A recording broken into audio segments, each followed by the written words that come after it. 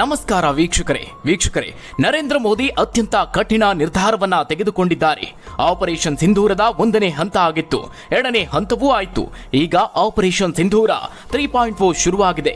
ಅದರ ಜೊತೆಗೆ ಭಾರತ ಯುದ್ಧದ ವಿಚಾರದಲ್ಲಿ ಸುಳ್ಳು ಹೇಳಿ ಮೂಗು ತೋರಿಸಿದ್ದ ಅಮೆರಿಕಾಗೆ ಭರ್ಜರಿ ತಿರುಗೇಟನ್ನ ಕೊಟ್ಟಿದೆ. ನರೇಂದ್ರ ಮೋದಿ ಅಮೆರಿಕ ವಿರುದ್ಧ ತಿರುಗಿ ಬಿದ್ದಿದ್ದಾರೆ. ಇತಿಹಾಸದಲ್ಲೇ ಕಂಡು ಕೇಳರಿಯದ ದೊಡ್ಡ ಶಾಕ್ ಅನ್ನೇ ಕೊಟ್ಟಿದ್ದಾರೆ. ಭಾರತದ ಈ ಒಂದು ಭರ್ಜರಿ ತಿರುಗೇಟಿಗೆ ಟ್ರಂಪ್ ಅಕ್ಷರಶಃ ಕಂಗಾಲಾಗಿ ಹೋಗಿದ್ದಾರೆ. ಟ್ರಂಪ್ ತೆರಿಗೆ ನೀತಿಗೆ ಇತ್ತೀಚೆಗೆ ಇಡೀ ಜಗತ್ತೇ ಬೆಚ್ಚಿ ಬಿದ್ದಿತ್ತು. ಭಾರತದ ವಿಚಾರದಲ್ಲೂ ಕಠಿಣ ನಿರ್ಧಾರಕ್ಕೆ ಮುಂದಾಗಿತ್ತು. ಆದರೆ ಈಗ ಜಗತ್ತಿನ ದೊಡ್ಡಣ್ಣ ಅಂತ ಕರೆಸಿಕೊಳ್ಳುವ ಅಮೆರಿಕಾಗೆ ಭಾರತ ಮುಟ್ಟಿ ನೋಡಿಕೊಳ್ಳುವಂತಹ ಶಾಕ್ ಕೊಟ್ಟಿದೆ. ಮತ್ತೊಂದು ಕಡೆ ಗಡಿಯಲ್ಲಿ ಭಾರತದ ಶಕ್ತಿಯ ಮುಂದೆ ಪಾಕಿಸ್ತಾನದ ನರಿಬುದ್ಧಿಯ ಆಟ ಮತ್ತೊಮ್ಮೆ ವಿಫಲವಾಗಿದೆ. ನಿನ್ನೆಯಷ್ಟೇ ಮೋದಿ ನಮ್ಮ ತಂಟೆಗೆ ಬಂದ್ರೆ ನುಗ್ಗಿ ಹೊಡಿತೀವಿ ಅಂತ ಪಾಕಿಸ್ತಾನಕ್ಕೆ ಎಚ್ಚರಿಕೆಯನ್ನು ಕೊಟ್ಟಿದ್ರು. ಅದರ ಬೆನ್ನಲ್ಲೇ ಮೋದಿ ಆದಂಪುರ ವಾಯುನೆಲೆಗೆ ಬಂದಿಳಿದಿದ್ದಾರೆ. ಇದರ ನಡುವೆ ಇಂದು ಬೆಳ್ಳಂಬೆಳಗ್ಗೆ ಭಾರತೀಯ ಸೇನೆ ದಕ್ಷಿಣ ಕಾಶ್ಮೀರದಲ್ಲಿ ಮತ್ತೆ 3 ಉಗ್ರರನ್ನ ಸದೆ ಬಡಿದಿದೆ. ಭಾರತ ಪಾಕ್ ಉದ್ವಿಗ್ನತೆಯ ವಿಚಾರದಲ್ಲಿ ಬಹಳ ಇಂಟ್ರೆಸ್ಟಿಂಗ್ ಬೆಳವಣಿಗೆಗಳಾಗಿದೆ. ಹಾಗಾದ್ರೆ ಅಮೆರಿಕದ ಟ್ರಂಪ್ಗೆ ಮೋದಿ ಕೊಟ್ಟಂತಹ ಶಾಕ್ ಏನು? ಅಮೆರಿಕ ವಿರುದ್ಧ ತಿರುಗಿ ಬಿದ್ದಿದ್ಯಾಕೆ? ಮೋದಿ ಕಠಿಣ ನಿರ್ಧಾರದ ಹಿಂದಿನ ಗುಟ್ಟೇನು? ಅಷ್ಟಕ್ಕೂ ಮೋದಿ ಕೆಂಡಾಮಂಡಲವಾಗಿದ್ಯಾಕೆ? ಭಾರತದ ಯುದ್ಧದ ನಿರ್ಧಾರದಲ್ಲಿ ಮೂಗು ತೂರಿಸಿದ್ದೇ ಟ್ರಂಪ್ಗೆ ಕಂಟಕವಾಯ್ತಾ? ಮತ್ತೊಂದು ಕಡೆ ಗಡಿಯಲ್ಲಿ ನಡೀತಿರೋದೇನು? ಏನಿದು ಪಾಕಿಸ್ತಾನದ ನರಿ ಬುದ್ಧಿಯ ಆಟಾಟೋಪ? ಆ ಎಲ್ಲದರ ಬಗ್ಗೆ ಇತ್ತೀಚಿನ ಲೈವ್ ವರದಿ ಇದೆ, ನೋಡೋಣ. ಸ್ನೇಹಿತರೆ, ಪಾಕಿಸ್ತಾನ ಥರ್ಡ್ ಕ್ಲಾಸ್ ದೇಶ ಅನ್ನೋದು ಮತ್ತೊಮ್ಮೆ ಸಾಬೀತಾದಂತಾಗಿದೆ. ಭಾರತದ ವಿರುದ್ಧ ಸೋತು ಸುಣ್ಣವಾಗಿ ಗೋಗರೆದು ಅತ್ತು ಕರೆದು ಸುಳ್ಳು ಹೇಳಿ ಯುದ್ಧ ನಿಲ್ಲಿಸಿದ್ದ ಅದೇ ಪಾಕಿಸ್ತಾನ ಮತ್ತೆ ಡ್ರೋನ್ ದಾಳಿಗಳನ್ನ ಮಾಡಿ ತನ್ನ ನರಿ ಬುದ್ಧಿಯನ್ನ ಪ್ರದರ್ಶನ ಮಾಡಿದೆ. ಆದರೆ ಅದೆಲ್ಲವೂ ಕೂಡ ವಿಫಲ ಆಗಿದೆ. ಮೋದಿ ಭಾಷಣ ಮಾಡಿದ ಕೆಲವೇ ಗಂಟೆಗಳಲ್ಲಿ ಪಾಕಿಸ್ತಾನದಿಂದ ಮತ್ತೆ ಕದನ ವಿರಾಮ ಉಲ್ಲಂಘನೆಯಾಗಿದೆ.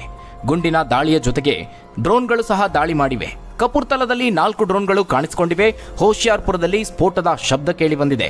ಭಾರತವು ಪಾಕಿಸ್ತಾನದ ಡ್ರೋನ್ ಅನ್ನ ಹೊಡೆದುರುಳಿಸುತ್ತಿದ್ದ ಹಾಗೆ ಭಾರೀ ಸ್ಫೋಟದ ಶಬ್ದ ಕೇಳಿ ಬಂದಿದೆ.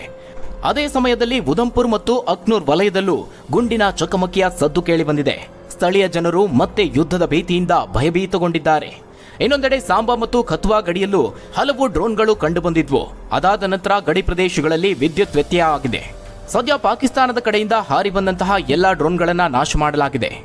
ಇನ್ನು ಕೆಲವೊಂದಷ್ಟು ಡ್ರೋನ್ಗಳು ಗಡಿಯಿಂದಲೇ ವಾಪಸ್ಸಾಗಿವೆ ಅನ್ನುವ ಮಾಹಿತಿಯೂ ಇದೆ. ಇನ್ನು ವೀಕ್ಷಕರೇ, ಪ್ರಧಾನಿ ನರೇಂದ್ರ ಮೋದಿ ಅವರು ಹೇಳಿದಂತೆ ಆಪರೇಷನ್ ಸಿಂಧೂರ ಮುಂದುವರೆದಿದೆ. 3ನೇ ಹಂತದ ಕಾರ್ಯಾಚರಣೆ ಆರಂಭ ಆಗಿದೆ. ಉಗ್ರರಿಗೆ ಗಡಗಡ ನಡುಕ ಶುರುವಾಗಿದೆ. ಅಷ್ಟು ಮಾತ್ರ ಅಲ್ಲ, ಮತ್ತೆ 3 ಉಗ್ರರನ್ನ ಭಾರತೀಯ ಸೇನೆ ಬೇಟೆಯಾಡಿದೆ. ಜಮ್ಮು ಮತ್ತು ಕಾಶ್ಮೀರದ ಶೋಪಿಯಾನ್ ಜಿಲ್ಲೆಯಲ್ಲಿ ನಡೆದಂತಹ ಈ ಒಂದು ಕಾರ್ಯಾಚರಣೆಯಲ್ಲಿ ಭಾರತೀಯ ಸೇನೆ ಮತ್ತು ಸ್ಥಳೀಯ ಅರೆಸೇನಾ ಪಡೆ ಭಾಗಿಯಾಗಿತ್ತು. ಭದ್ರತಾ ಪಡೆಗಳು ಹಾಗೆ 4 ಭಯೋತ್ಪಾದಕರ ನಡುವೆ ನಡೆದಂತಹ ಈ ಒಂದು ತೀವ್ರ ಗುಂಡಿನ ಚಕಮಕಿಯಲ್ಲಿ 3 ಭಯೋತ್ಪಾದಕರನ್ನ ಹೊಡೆದುರುಳಿಸಲಾಗಿದೆ. ಜಮ್ಮು ಮತ್ತು ಕಾಶ್ಮೀರದ ಶೋಪಿಯಾನ್ಗೂ ಮುಂಚಿನ ಪಕ್ಕದ ಕುಲ್ಗಾಮ್ ಜಿಲ್ಲೆಯಲ್ಲಿ ಕೂಂಬಿಂಗ್ ಆರಂಭವಾಯಿತು. ಈ ಒಂದು ಕಾರ್ಯಾಚರಣೆಯಲ್ಲಿ ಲಷ್ಕರ್ ಎ ತೊಯ್ಬಾ ಸಂಘಟನೆಗೆ ಸೇರಿದ 2 ಭಯೋತ್ಪಾದಕರು ಸಾವನ್ನಪ್ಪಿದ್ದು, ಓರ್ವ ಕಾಶ್ಮೀರದ ಸ್ಥಳೀಯ ಉಗ್ರ ಅಂತ ವರದಿಯಾಗಿದೆ. ಮತ್ತೊಬ್ಬ ಉಗ್ರನಿಗಾಗಿ ಶೋಧ ಕಾರ್ಯಾಚರಣೆ ಮುಂದುವರಿಸಲಾಗಿದೆ. ಇನ್ನು ಆಪರೇಷನ್ ಸಿಂಧೂರದ ಮುಂದುವರಿದ ಭಾಗವಾಗಿ ಸೇನೆ ತನ್ನದೇ ಆದ ರಣತಂತ್ರವನ್ನ ಹೆಣಿತಾ ಇದೆ. ಭಯೋತ್ಪಾದಕರನ್ನ ಸದೆಬಡಿಯೋದಕ್ಕೂ ಮುನ್ನ ಈ ಉಗ್ರರ ಬಗ್ಗೆ ಮಾಹಿತಿ ನೀಡಿದವರಿಗೆ 20 ಲಕ್ಷ ರೂಪಾಯಿ ಬಹುಮಾನ ನೀಡೋದಾಗಿ ಕೇಂದ್ರ ಗೃಹ ಇಲಾಖೆ ಘೋಷಣೆ ಮಾಡಿದೆ. ಈ ಒಂದು ಪೋಸ್ಟರ್ ಅನ್ನ ಜಮ್ಮು ಕಾಶ್ಮೀರದಾದ್ಯಂತ ಅಂಟಿಸಲಾಗಿತ್ತು. ಇದಾದ ಸ್ವಲ್ಪ ಸಮಯದಲ್ಲಿ ಉಗ್ರರು ಇರುವ ಬಗ್ಗೆ ಮಾಹಿತಿಯನ್ನ ಪಡೆದಂತಹ ಭಾರತೀಯ ಸೇನೆ ಮತ್ತು ಸ್ಥಳೀಯ ಅರೆಸೇನಾ ಪಡೆ ಕೂಂಬಿಂಗ್ ಕಾರ್ಯಾಚರಣೆಯನ್ನ ನಡೆಸಿದೆ. ಈ ವೇಳೆ ಉಗ್ರರನ್ನ ಪತ್ತೆ ಹಚ್ಚಿ ಸದೆ ಬಡಿದಿದೆ. ಇನ್ನು ಅಮೆರಿಕ ವಿಚಾರಕ್ಕೆ ಬಂದ್ರೆ ಟ್ರಂಪ್ ವಿರುದ್ಧ ಮೋದಿ ಕಿಡಿಕಾರಿದ್ದಾರೆ. ನಿನ್ನೆ ದೇಶವನ್ನುದ್ದೇಶಿಸಿ ಮೋದಿ ಅವರು ಮಾಡಿದಂತಹ ಭಾಷಣದಲ್ಲಿ ಅಮೆರಿಕ ಅಥವಾ ಅಮೆರಿಕದ ಅಧ್ಯಕ್ಷ ಡೊನಾಲ್ಡ್ ಟ್ರಂಪ್ ಅವರ ಹೆಸರನ್ನ ಪ್ರಸ್ತಾಪಿಸಬಹುದು ಅಂತ ನಿರೀಕ್ಷಿಸಲಾಗಿತ್ತು. ಆದರೆ ಎಲ್ಲೂ ಸಹ ಆ ಬಗ್ಗೆ ಚಕಾರವೆತ್ತದೆ ಮಧ್ಯಸ್ಥಿಕೆಯ ಅವಶ್ಯಕತೆ ನಮಗಿಲ್ಲ ಅನ್ನುವ ಮೆಸೇಜ್ ಅನ್ನ ವಿಶ್ವದ ದೊಡ್ಡಣ್ಣನಿಗೆ ಮೋದಿ ತಲುಪಿಸಿದ್ದಾರೆ. ಇದಕ್ಕೂ ಮುಂಚೆ ಡೊನಾಲ್ಡ್ ಟ್ರಂಪ್ ಅವರು ಕದನ ವಿರಾಮಕ್ಕೆ ತಮ್ಮ ಬೆನ್ನನ್ನ ತಾವೇ ತಟ್ಟಿಕೊಂಡಿದ್ರು. ತಮ್ಮಿಂದಾಗಿ 2 ದೇಶಗಳ ನಡುವೆ ಮಿಲಿಟರಿ ಕಾರ್ಯಾಚರಣೆಗಳು ನಿಲ್ಲುವಂತಾಯಿತು ಅಂತ ಹೊಗಳಿಕೊಂಡಿದ್ರು. ಆದರೆ ಮೋದಿ ಎಲ್ಲೂ ಕೂಡ ತಮ್ಮ ಭಾಷಣದಲ್ಲಿ ಇದರ ಬಗ್ಗೆ ಒಂದೇ ಒಂದು ಸಾಲನ್ನು ಕೂಡ ಹೇಳಲಿಲ್ಲ. ಆ ಮೂಲಕ ಅಮೆರಿಕಾಗೆ ಏನ್ ಸಂದೇಶವನ್ನ ಕೊಡಬೇಕೋ ಅದನ್ನ ಕೊಟ್ಟಿದ್ದಾರೆ. ದೇಶವನ್ನುದ್ದೇಶಿಸಿ ಮಾತನಾಡಿದಂತಹ ನರೇಂದ್ರ ಮೋದಿಯವರು ಉಗ್ರವಾದದ ವಿರುದ್ಧವಾಗಿ ನಮ್ಮ ಹೋರಾಟ ನಿರಂತರ, ಉಗ್ರರು ಮತ್ತು ಉಗ್ರರನ್ನ ಪೋಷಿಸುವವರ ವಿರುದ್ಧ ನಮ್ಮ ಹೋರಾಟ ನಿರಂತರ ಅಂತ ಹೇಳಿದ್ರು. ಇನ್ನು ಯುದ್ಧದ ಬಗ್ಗೆ ಮಾತನಾಡಿದ ಅವರು, ಇದು ಶಾಶ್ವತ ಕದನ ವಿರಾಮ ಅಲ್ಲ, ಬದಲಾಗಿ ಇದು ತಾತ್ಕಾಲಿಕ ಕದನ ವಿರಾಮ. ಯಾವಾಗ ಬೇಕಾದರೂ ಪಾಕಿಸ್ತಾನದ ವಿರುದ್ಧ ನಾವು ದಾಳಿಯನ್ನ ನಡೆಸಬಹುದು ಅಂತ ಹೇಳಿದ್ರು. ಆ ಮೂಲಕ ಶಾಶ್ವತ ಕದನ ವಿರಾಮ ಘೋಷಣೆಯಾಗಿದೆ ಎಂದಿದ್ದ ಅಮೆರಿಕ ಅಧ್ಯಕ್ಷ ಡೊನಾಲ್ಡ್ ಟ್ರಂಪ್ಗೆ ಸೈಲೆಂಟ್ ಆಗಿಯೇ ಟಾಂಗ್ ನೀಡಿದ್ದಾರೆ. ಭಾರತ ಮತ್ತು ಪಾಕಿಸ್ತಾನಕ್ಕೆ ವ್ಯಾಪಾರ ಹೆಚ್ಚಿಸುವ ಭರವಸೆ ನೀಡಿದ ಬಳಿಕ ಆ ಎರಡೂ ದೇಶಗಳು ಕದನ ವಿರಾಮಕ್ಕೆ ಒಪ್ಪಿದ್ದು ಎಂಬರ್ಥದಲ್ಲಿ ಡೊನಾಲ್ಡ್ ಟ್ರಂಪ್ ಹೇಳಿಕೆಯನ್ನು ನೀಡಿದ್ರು. ಆದರೆ ಭಾರತ ಸರ್ಕಾರ ಮಾತ್ರ ಇದಕ್ಕೆ ತದ್ವಿರುದ್ಧವಾಗಿ ಶಾಕಿಂಗ್ ಹೇಳಿಕೆಯನ್ನು ಬಿಡುಗಡೆ ಮಾಡಿದೆ. ಟ್ರಂಪ್ ಅವರೊಂದಿಗಾಗಲಿ ಅಮೆರಿಕದ ಯಾರೊಂದಿಗಾಗಲಿ ಆಪರೇಷನ್ ಸಿಂಧೂರದ ಬಳಿಕ ವ್ಯಾಪಾರ ವಿಚಾರವನ್ನ ಸರ್ಕಾರ ಚರ್ಚಿಸಿಯೇ ಇಲ್ಲ ಅಂತ ಸರ್ಕಾರದ ಮೂಲಗಳು ಹೇಳ್ತಾ ಇವೆ. ಅಷ್ಟು ಮಾತ್ರ ಅಲ್ಲ, ಪಾಕಿಸ್ತಾನದ ದಾಳಿಗೆ ಭಾರತ ಏನ್ ಬೇಕಾದ್ರೂ ಹೇಗ್ ಬೇಕಾದ್ರೂ ಪ್ರತಿಕ್ರಿಯಿಸುತ್ತದೆ. ಇದನ್ನ ಟ್ರಂಪ್ ಅವರ ಸರ್ಕಾರ ಅರ್ಥ ಮಾಡಿಕೊಳ್ಳಬೇಕು ಅಂತ ಅಮೆರಿಕದ ಉಪಾಧ್ಯಕ್ಷ JD ವ್ಯಾನ್ಸ್ ಅವರಿಗೆ ಪ್ರಧಾನಿ ನರೇಂದ್ರ ಮೋದಿ ಅವರು ಖಡಕ್ ಆಗಿಯೇ ಪ್ರತಿಕ್ರಿಯೆ ನೀಡಿದ್ದಾರೆ. ಈ ಬಗ್ಗೆ ಸರ್ಕಾರದ ಉನ್ನತ ಮೂಲಗಳಿಂದ ಮಾಹಿತಿ ತಿಳಿದು ಬಂದಿದೆ. ಇದೆಲ್ಲದಕ್ಕಿಂತ ಮುಖ್ಯವಾಗಿ ಅಮೆರಿಕ ವಿರುದ್ಧ ಭಾರತ ಈಗ ಭರ್ಜರಿ ಪ್ರತಿಕಾರವನ್ನು ತೀರಿಸಿಕೊಂಡಿದೆ. ಹೇಳದೆ ಕೇಳದೆ ದೊಡ್ಡಣ್ಣ ತೆರಿಗೆಯನ್ನ ವಿಧಿಸಿದ್ರು. ಈಗ ಭಾರತದ ಸರದಿ ಅಂತ ಹೇಳಬಹುದು. ಅಮೆರಿಕದ ಬರೋಬ್ಬರಿ 29 ಉತ್ಪನ್ನಗಳ ಸುಂಕ ಹೆಚ್ಚಳ ಮಾಡಿ ಅಮೆರಿಕ ವಿರುದ್ಧ ಮೋದಿ ಭರ್ಜರಿ ಪ್ರತಿಕಾರವನ್ನು ತೀರಿಸಿಕೊಂಡಿದ್ದಾರೆ. ಪ್ರಸ್ತುತ ಅಮೆರಿಕ ಜಗತ್ತಿನಲ್ಲಿ ಬಹುತೇಕ ರಾಷ್ಟ್ರಗಳಿಗೆ ತಲೆನೋವು ತರ್ತಾ ಇದೆ. ಮೊದಲು ಎಲ್ಲಾ ದೇಶಗಳ ಮೇಲೆ ಸುಂಕವನ್ನು ವಿಧಿಸಿ ನಂತರ 90 ದಿನಗಳವರೆಗೆ ಮುಂದೂಡಲಾಯಿತು. ಚೀನಾದ ಮೇಲೆ ಭಾರೀ ತೆರಿಗೆಗಳನ್ನು ವಿಧಿಸಿತು. ಆದರೆ ಈಗ ಚೀನಾ ಜೊತೆಗೆ ಮಾತುಕತೆಯನ್ನು ನಡೆಸ್ತಾ ಇದೆ. ಹೀಗಿರುವಾಗ ಅವರು ಭಾರತವನ್ನೂ ಸಹ ತುಂಬಾ ಚೆನ್ನಾಗಿ ನಡೆಸ್ಕೊಳ್ತಿದ್ದಾರೆ ಅಂತ ತೋರ್ತಾ ಇತ್ತು. ಆದರೆ ವಾಸ್ತವ ಸಂಗತಿಯೇ ಬೇರೆಯಾಗಿತ್ತು. ಭಾರತದಿಂದ ರಫ್ತು ಮಾಡುವ ಉಕ್ಕಿನ ಮೇಲೆ 25% ಹಾಗೆ ಅಲ್ಯೂಮಿನಿಯಂ ಮೇಲೆ 10% ಸುಂಕವನ್ನು ಅಮೆರಿಕ ವಿಧಿಸಿದೆ. ಆದರೆ ಸ್ನೇಹಿತರೆ, ಇದು ವಿಶ್ವ ವ್ಯಾಪಾರ ಸಂಸ್ಥೆಯ ನಿಯಮಗಳಿಗೆ ವಿರುದ್ಧವಾಗಿದೆ.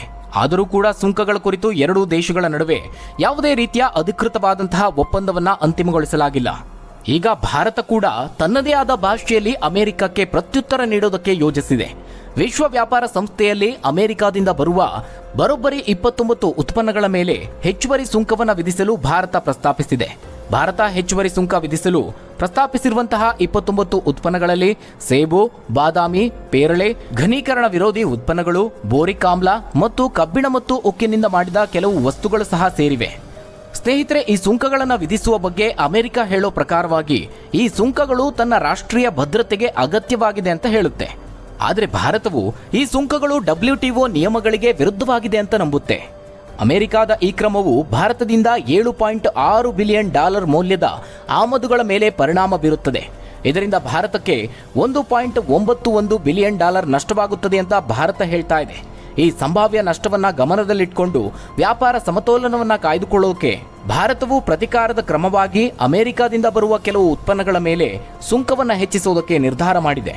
ಇನ್ನು ಭಾರತವು 30 ದಿನಗಳ ನಂತರ ಈ ಸುಂಕಗಳನ್ನು ವಿಧಿಸಬಹುದು ಮತ್ತು ಅಗತ್ಯವಿದ್ದರೆ ಈ ಉತ್ಪನ್ನಗಳ ಪಟ್ಟಿಯನ್ನ ಅಥವಾ ಸುಂಕ ದರಗಳನ್ನು ಬದಲಾಯಿಸಲೂಬಹುದು ಅಂತ WTOಗೆ ತಿಳಿಸಿದೆ.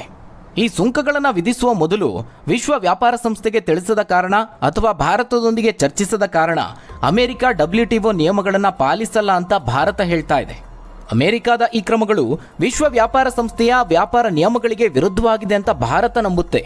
ಆದ್ದರಿಂದ ವ್ಯಾಪಾರದಲ್ಲಿನ ನಷ್ಟವನ್ನು ಸರಿದೂಗಿಸೋದಕ್ಕೆ ಭಾರತವು ಈಗ ಅಮೆರಿಕದಿಂದ ಬರುವ ಕೆಲವು ಉತ್ಪನ್ನಗಳ ಮೇಲಿನ ತೆರಿಗೆಯನ್ನು ಹೆಚ್ಚಿಸೋದಕ್ಕೆ ತಯಾರಿ ನಡೆಸ್ತಾ ಇದೆ.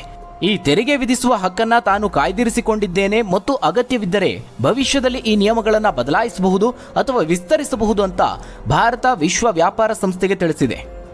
ಭಾರತ ಮತ್ತು ಇತರ ಹಲವು ದೇಶಗಳ ಮೇಲೆ ಅಮೆರಿಕ 10% ಹೆಚ್ಚುವರಿ ತೆರಿಗೆಯನ್ನು ವಿಧಿಸಿರುವ ಸಮಯದಲ್ಲೇ ಭಾರತದಿಂದ ಈ ನಿರ್ಧಾರ ಬಂದಿದೆ. ಆದಾಗ್ಯೂ ಭಾರತಕ್ಕೆ 26% ತೆರಿಗೆ ವಿಧಿಸುವ ಯೋಜನೆಯನ್ನ ಜುಲೈ 9ರವರೆಗೆ ತಡೆ ಹಿಡಿಯಲಾಗಿದೆ. ಮತ್ತೊಂದೆಡೆ ದ್ವಿಪಕ್ಷೀಯ ವ್ಯಾಪಾರ ಒಪ್ಪಂದದ ಕುರಿತು ಭಾರತ ಮತ್ತು ಅಮೆರಿಕ ನಡುವೆ ಮಾತುಕತೆ ನಡೀತಾ ಇದೆ. ಹೀಗಾಗಿ ಅಮೆರಿಕದ ವಿಚಾರದಲ್ಲೂ ಭಾರತ ಈಗ ಸ್ವತಂತ್ರ ನಿರ್ಧಾರವನ್ನ ತೆಗೆದುಕೊಳ್ತಿದೆ ಅಂತ ಹೇಳಬಹುದು. ನಮ್ಮ ಈ ನವಭಾರತ ಯಾವುದಕ್ಕೂ ಕಮ್ಮಿ ಇಲ್ಲ ಅಂತ ಹೇಳಬಹುದು. ನಮ್ಮ ಸೈನ್ಯದ ಗತ್ತು ತಾಕತ್ತು ಏನು ಅನ್ನೋದು ಇಡೀ ವಿಶ್ವಕ್ಕೆ ಗೊತ್ತು. ನಾವು ಒಂದಲ್ಲ ಎರಡಲ್ಲ 3 ಬಾರಿ ಪಾಕಿಸ್ತಾನವನ್ನ ಹಿಮ್ಮೆಟ್ಟಿಸಿದ್ದೇವೆ. ಅವರು ಪ್ರತಿ ಬಾರಿಯೂ ಕಾಲು ಕೆರೆದುಕೊಂಡು ಬಂದಾಗಲೆಲ್ಲ ಮುಟ್ಟಿ ನೋಡಿಕೊಳ್ಳುವಂತೆ ವಾಪಸ್ ಕೊಟ್ಟಿದ್ದೇವೆ. ಆದರೂ ನಮ್ಮ ತಾಳ್ಮೆಯನ್ನ, ಸಹನೆಯನ್ನ, ನಮ್ಮ ಶಾಂತಿಯ ಮನಸ್ಥಿತಿಯನ್ನ ಟೇಕನ್ ಫಾರ್ ಗ್ರಾಂಟೆಡ್ ಅಂತ ಪಾಪಿ ಪಾಕ್ ತೆಗೆದುಕೊಳ್ತಾನೆ ಇರುತ್ತೆ. ಆದರೆ ಇದು ಬದಲಾದಂತಹ ಭಾರತ. ನೀವು 1 ಹೆಜ್ಜೆಯನ್ನ ಇಟ್ಟರೆ ನಾವು 10 ಹೆಜ್ಜೆ ಇಡ್ತೇವೆ. ನೀವು ನಮ್ಮ ಒಬ್ಬ ಭಾರತೀಯನನ್ನ ಬಲಿ ಪಡೆದರೆ ನಾವು 100,000 ರುಂಡಗಳನ್ನ ಚೆಂಡಾಡ್ತೇವೆ ಅನ್ನೋದನ್ನ ಭಾರತ ಕೂಗಿ ಕೂಗಿ ಹೇಳ್ತಾ ಇದೆ. ಭಾರತ ಯಾವತ್ತೂ ಕೂಡ ಪಾಕ್ ಎದುರು ಬಲಿಷ್ಠ ರಾಷ್ಟ್ರನೇ ಆಗಿರುತ್ತೆ. ನಮ್ಮ ಶಕ್ತಿ, ನಮ್ಮ ತಾಕತ್ತು ಎಂಥದ್ದು ಅಂತ ಆ ಪಾಪಿಗಳಿಗೂ ಸಹ ಗೊತ್ತಿದೆ. ಆದರೂ ಸಹ ಪಾಕಿಸ್ತಾನ ತನ್ನ ಗುಳ್ಳೇನರಿ ಬುದ್ಧಿಯನ್ನ ಇಂದಿಗೂ ಬಿಡ್ತಾ ಇಲ್ಲ. ಈಗಾಗಲೇ ಇನ್ನೂ ಸುಮ್ಮನಿರದಿದ್ರೆ ಪಾಕಿಸ್ತಾನಕ್ಕೆ ನುಗ್ಗಿ ಹೊಡಿತೀವಿ ಅಂತ ಮೋದಿ ಎಚ್ಚರಿಕೆಯನ್ನು ಕೊಟ್ಟಿದ್ದಾರೆ. ಸದ್ಯ ಭಾರತ ಪಾಕ್ ನಡುವಿನ ಈ ಉದ್ವಿಗ್ನತೆಯ ಲಾಭ ಪಡೆಯುವುದಕ್ಕೆ ಟ್ರಂಪ್ ಮುಂದಾಗಿರುವಂಥದ್ದು. ಭಾರತದ ನಿರ್ಧಾರಗಳಲ್ಲಿ ಅಮೆರಿಕ ಪದೇ ಪದೇ ಮೂಗು ತೂರಿಸುವ ಕೆಲಸವನ್ನ ಮಾಡ್ತಾ ಇದೆ. ಅದಕ್ಕೆ ಈಗ ಕೊಟ್ಟಿರುವಂತಹ ಉತ್ತರ ಭಾರತ ಏನು ಅನ್ನೋದು ಗೊತ್ತಾಗ್ತಾ ಇರಬಹುದು. ಹಾಗಾದ್ರೆ ವೀಕ್ಷಕರೇ, ಮೋದಿ ತೆಗೆದುಕೊಂಡಂತಹ ನಿರ್ಧಾರದ ಬಗ್ಗೆ ನೀವೇನಂತೀರಾ? ನಿಮ್ಮ ಅನಿಸಿಕೆ, ಅಭಿಪ್ರಾಯವನ್ನ ಕಮೆಂಟ್ ಮಾಡುವ ಮೂಲಕವಾಗಿ ತಿಳಿಸಿ. ಧನ್ಯವಾದಗಳು ವೀಕ್ಷಕರೇ.